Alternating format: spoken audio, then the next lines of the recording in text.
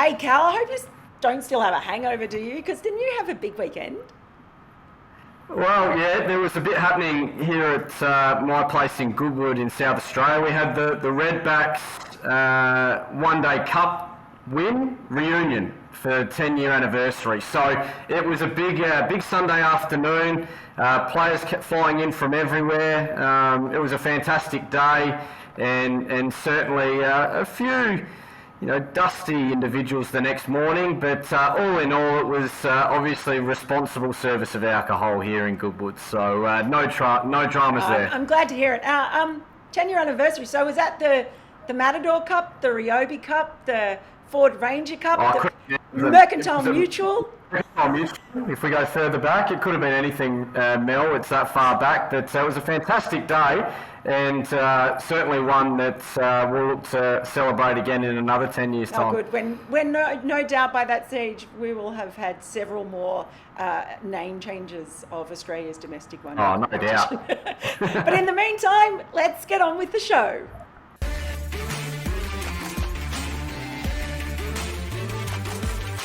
Hello everyone and welcome to Timed Out for Sporting News Australia with me, Melinda Farrell, and the great Callum Ferguson joining me as always.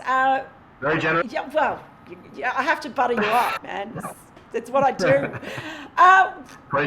First topic today.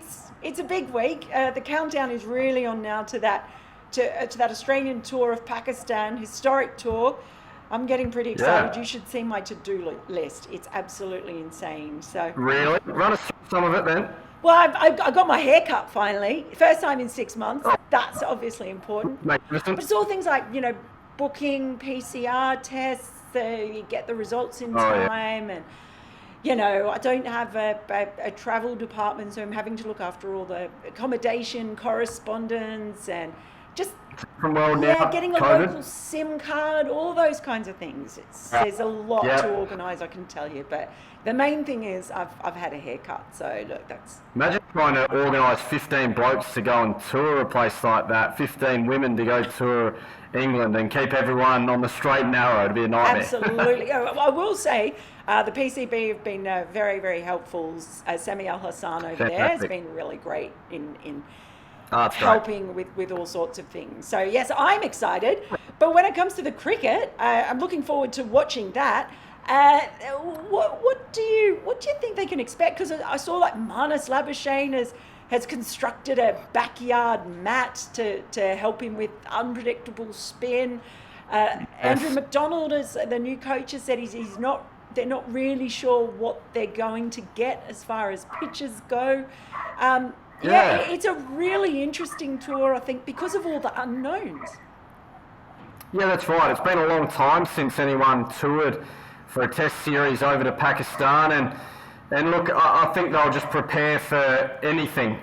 Look, obviously they've got a stacked fast bowling department. We know that. We've seen the talent in the fast bowling ranks of Pakistan, whether it be in the PSL, the T20 World Cup most recently. They put in a fantastic showing, the fast bowlers.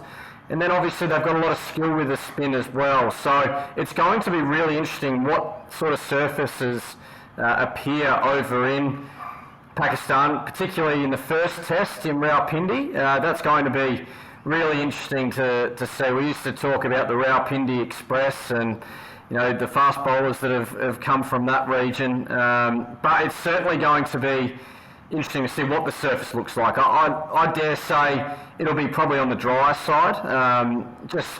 Historically that was what we saw over in Pakistan, but it's been so long, Mel, that anything could go, and they'll make sure they're prepared for everything. Yeah, I can tell you when you talk about the fast bowlers, the thing I'm most looking forward to, I just can't wait until I see SHAHEEN AFRIDI's first ball to whoever's batting. I am so excited for that, and I'd be really interested to see the battle between him and Warner. I'm interested to see him bowl to everyone, but that for me is really one of the things I'm looking forward to the most. I want to freeze that moment in time, the first time he runs in. Oh, it's going to be enormous, Mel. It's going to be huge. I mean, having faced him a bit in the PSL nets with the Lahore Callum, he's just a guy that you could never sort of line up. He always found a way to find subtle movement, even once the ball was a bit older, and with that new ball, he's lethal. I mean, he's Mitchell Stark at his absolute best and in his pomp. That's what this guy's delivering as we speak. He's flying on all cylinders. He's an excitement machine. We saw that in the T20 World Cup. Well, we can't wait to see until he brings, hopefully the Rawalpindi fans to their feet. I can just imagine the cheer when he steams in to bowl his first over. It's going to be insane. You're giving me goosebumps already.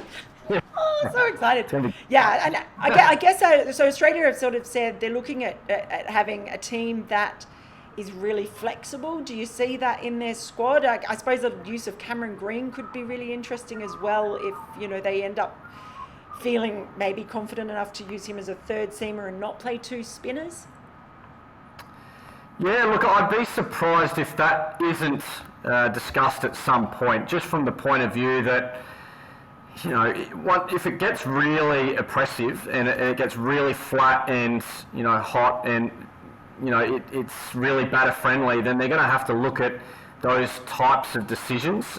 You've got to be willing to make sure that you've got all bases covered with your squad selection. I was surprised that perhaps Marcus Harris was heading on that tour as a spare batter. I felt like perhaps maybe they might have gone with a player who was more of a, 3 to 6 player, because over in those conditions traditionally in the subcontinent, if you're going to send a player from the middle order up to open, that's going to be an easier place than most potentially if we don't see green seamers, just because the ball won't do as much for the quicks. I feel like if you're going to a place like that where you're expecting it to be really flat, I'd have thought you'd traditionally go with a more flexible player than probably your standard or your traditional opening batter. So anyway, that's an interesting one for mine. I think from a flexibility point of view, it is whether they're willing to go to two spinners at any stage. And I think we might see it just because that's the way I think we'll see the pitches go. But again, we haven't been to Pakistan for a while, Mel, so we could see anything. Yeah. So another factor, of course, that makes this Australian tour so interesting is the fact that they have a new coach in Andrew McDonald. It's a big audition for him. And after all the drama of Justin Langer's exit from the post, there'll be a fair bit of interest around that. And the other interesting factor is Sriram, who is the Australian spin coach, won't be going for this tour. So they'll be going to Pakistan without a spin coach, which will be quite interesting as well. Yeah. But look, with everything that's happened, Cal, the stuff that the players have said, the fact that Andrew McDonald is quite a different character to Justin Langer, and there'll obviously be a fair bit of attention on his style after what has unfolded. So what do you think we're going to get with Andrew McDonald as a coach? Yeah, look, I feel like what we heard from Pat Cummins and some of the leadership around the team was that they were searching for a little bit more input, a little bit more control and say around preparation, training,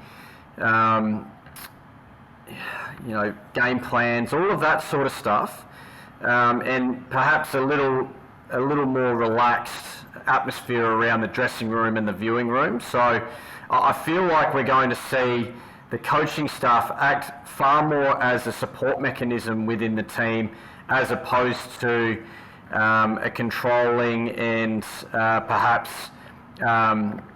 directorship style from the coaching staff. I think we'll see a support mechanism for the players, and they'll be trying to make sure that the players and the leadership within the Australian team have everything they need from a preparation point of view. The stats, the recon on every player they're coming up against, all of that sort of stuff, and then supporting the players in reaching their potential in the style of cricket that they want to play. So that's how I see it playing out. It'll be interesting to see whether that's what the players are reporting coming out of the series. I expect Andrew McDonald to play that style of role really, really well as the assistant coaches around him, Jeff Vaughan, Michael Divenuto.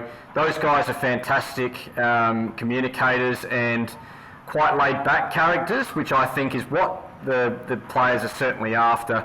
And I'm expecting a really successful tour, because I do have a lot of faith in the way those coaches that are in place now go about their business. And from what I've heard, they're exactly what the players are looking for, which in my eyes is what what's going to certainly bring a lot of success for this Australian team going forward. It'll just be interesting to see who gets the head roll at the end of the day when it's all said and done. What are your thoughts on splitting the roles into white and red ball? Because Andrew McDonald sort of said it's kind of open. George Bailey had said the same thing, that they were looking at all of it, and that it wasn't necessarily one being better than the other. It kind of depended on the personnel involved and the workload involved. What are your thoughts on that? Trevor Bayliss has said he hasn't been approached or spoken to Cricket Australia, of course, but he is one of the most, he's won a couple of World Cups coaching international sides in white ball cricket. How do you see that, your thoughts on splitting the role versus keeping it as one head coach overall? Splitting the role makes sense to me, Mel. I feel like in the modern age where there's so much cricket being played, we've even seen national teams overlapping in series scheduled previously, particularly with the Australian team. South Africa, New Zealand split at one stage, I think you'll remember a few years ago. So with that being the scenario, with the schedule being so hectic and the potential for a coach and 3 form players to be away anywhere up to 9.5 to 10 months of the year, it makes sense to me to split it up, keep it fresh, make sure that everyone's working near enough to 100% output as often as possible. And it makes sense that we get some staff specialising in formats so that we give ourselves every opportunity to be successful. Now, if down the track we find that there's not enough continuity, we perhaps revisit it again, but it seems to make sense in my mind when you look at the scheduling and you look at the lie of the land these days. We need to give people an opportunity to recharge their batteries, a bit like I suppose they are with the Australian fast bowlers in the white ball tour, giving themselves a chance to recharge before the IPL. That's another debate altogether, whether they should be recharging at that stage for something like the IPL. But certainly I feel like from a staffing point of view, it makes sense to me that you give them a chance to recharge so that they're hitting the ground running at the start of every series, because there's going to be weary players at times who are playing all 3 formats. What we don't need is the staff being on weary legs as well, and we need them to have fresh minds ready to go at the start of each series. Because you mentioned it, I'm just quickly going to ask you then, what's your opinion about some of those bowlers who Mitchell Starc, Pat Cummins, Josh Hazlewood, a few players who will not be taking part in that white ball segment of the tour? Yeah, look, it's a really tough one. I mean, I've always been of the opinion that if there's a game for Australia being played and you're selected, then you turn up and you play. You're playing for your country. I'm certainly understanding now that the landscape has changed significantly, and I understand that Cricket Australia also want to make sure that the BCCI are comfortable with how things are operating, and that they're getting full coverage and all of the assets that the teams have bought at auction ready to go for game 1. So, look, I understand it, and I think it's okay by me. If my concern is where's the line, and I don't want to ever see players being rested for a test match because there's an IPL coming up. And I just need to know that Test cricket is being safeguarded, and that's never going to happen, because Test cricket needs to be number 1 at all times. Me personally, I actually think T20 international shouldn't really be happening until right on the eve of every World Cup. That's my opinion, and I think the rest of the 4 years should be left to domestic T20 leagues. That's where I sit on that. The one-day games, I am a little bit concerned that players are being rested from for IPL or other, potentially other tournaments in the future. But certainly, I want to make sure Test cricket is safe as houses, please, Mel. Okay, I'll get on that. I will talk to all the powerful people and just ensure that takes place, because obviously I have the power. I wish I did. All right, look, we need to talk about something a little bit difficult, and that is James Faulkner, a very messy exit from the PSL. Difficultly, obviously, James Faulkner has come out and said things about not being paid. The PCB has responded very strongly, saying yes, he was paid. There were allegations that alcohol may have involved, and a picture circulating of a helmet in a chandelier. All this sort of stuff has been going on, and we haven't heard too much about that since those initial sort of reports came out. It's the third time by my count. He obviously had the drink driving incident at Lancashire, and quite an acrimonious split from the Hobart Hurricanes in the Big Bash. Yeah. And now I think it's pretty safe to assume he won't get another gig at the PSL. 2015 he was a star in the World Cup in Australia and New Zealand. Yes.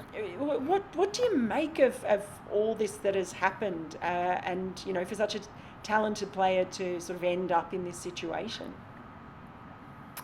Yeah, look, it's bitterly disappointing for everyone involved, no doubt.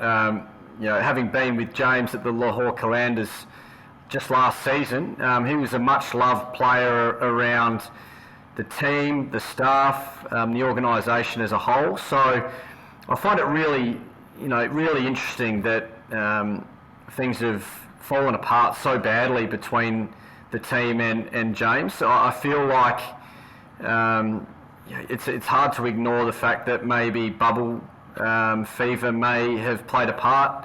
Obviously, players aren't able to move around as freely when they travel around these days. But certainly, you don't want to be hearing of alcohol being involved. That'd be something that causes probably anxiety levels to increase, and for things to become a little bit more heated than you'd like. And I know James has come out and apologised for the damage he did to the hotel, and certainly paid for damages. But it seems as though there's been some pretty bad miscommunication between perhaps James and the team around where the money needs to be sent, and then has it actually been sent? Has it landed in an account somewhere? It seems to be conflicting reports depending on who you ask, James or the team. So unfortunately for James, it doesn't necessarily read well when you're putting your name into auctions and putting your name forward for overseas gigs, when you start to have a bit of a list of issues on your rap sheet. So look, knowing James, he's a guy that does offer teams a lot, and he's quite a jovial character around the team generally. I've never seen him have any issues with his teams, his teammates. It generally has been away from the team type stuff, or disagreements with admin. So look, all of that unfortunately adds up to maybe the gloss being taken off his product or his package when he goes to try and get a gig elsewhere going forward. But certainly it's disappointing to see such a breakdown between a player and a team and admin, and it doesn't bode well going forward, particularly for the reputation of either party. Absolutely. Well, you might find out a little bit more about that in coming weeks as well. From one player to another player, sort of perhaps in the latter stages of his career, we just couldn't go without mentioning Trent Copeland's 400th wicket. Trent, obviously, he's a Channel 7 colleague of yours. Also, I have to say, he's from down the road in Bathurst, and so well, it's not as good as Orange, obviously, but back when I was doing reporting for the local news on the BOIDC, which was the Bathurst Orange Inter-District Competition, that's even worse than some of the One Day Cup names. That's pretty bit of the Voidk, as we used to call it. And there would always be this Trent Copeland guy taking wickets. So he's taken 400 of them now in first-class cricket. That's a great achievement, especially, as he started on this quite successful media career as well. Yeah, it's an incredible achievement, and he's been an incredible competitor for so long. I played a lot of cricket against Trent, a little bit with Trent in some Australia A stuff as well. A great teammate, a great guy to have around, and certainly a ripping bloke. So, kudos to him. He's put in a fantastic performance over a long period of time for the New South Wales Blues and Australia. And no doubt, his media career is flourishing and will continue to do so. But what an effort from a guy who was a wicketkeeper through the majority of his teenage years. I mean, imagine a wicketkeeper that tall and lanky standing behind the stumps. It would be a sight to behold, no doubt. But just such a great competitor, and certainly a huge congratulations from the team here at Timed Out. Yeah, obviously my second favourite pundit from Channel 7 after yourself, clearly. Oh, jeez, Mel. Sorry, Trent. I have to butter him up. That's just how it goes. Well, thank you for your thoughts, Cal. Fair bit going on. And the next time we speak, I'm going to be in Islamabad. How freaky is that? How cool is that? I know. That's cool, though. We're back in Pakistan for Test cricket. It's an amazing moment in history, and it's going to be something to behold when SHAHEEN SHAH AFRIDI gets the new ball in his hand, isn't it? It absolutely is. I'm really looking forward to it. Incredibly excited. It's going to be a fascinating series. Of course, I'll be covering it for Sporting News Australia, so make sure you keep your eye on the website. Give us a like if you can, share the video, and give us a follow on Sporting News Australia. I'll be putting lots of stuff there from Pakistan as well once I get over there. So fingers crossed everything goes well with getting PCR tests and flights and finishing my to-do list. I'll see you next week, Cal, and I'll see all of you out there as well. In the meantime, whatever you're watching, please enjoy your cricket. Bye-bye. See you guys.